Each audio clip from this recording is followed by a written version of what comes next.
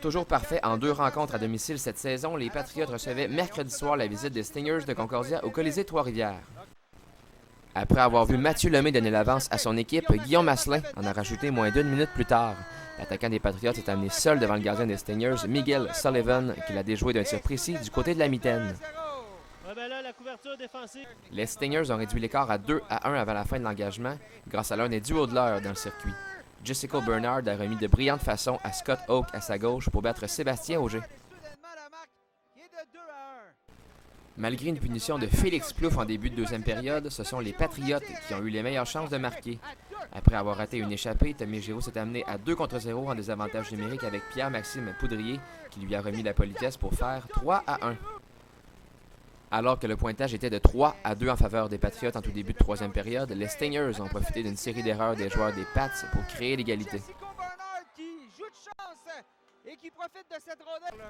Évoluant à nouveau en désavantage numérique, les Patriotes ont marqué un deuxième filet à court d'un homme pour reprendre les devants 4-3.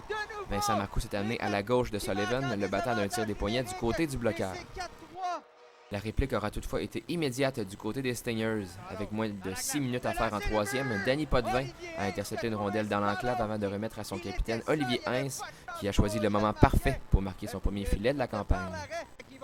Pas de maître après 60 minutes de temps réglementaire, ni même après les 5 minutes de prolongation à 4 contre 4, si bien qu'on a eu droit à une période de prolongation à 3 contre 3. C'est Tommy Giroux qui a joué les héros, marquant son deuxième filet du match, mais surtout procurant une 4e victoire en 5 rencontres à son équipe cette saison. Et au terme de cette rencontre, voici les commentaires d'après-match de l'entraîneur-chef Marc-Étienne Hubert ainsi que du héros du match, Tommy Giroux.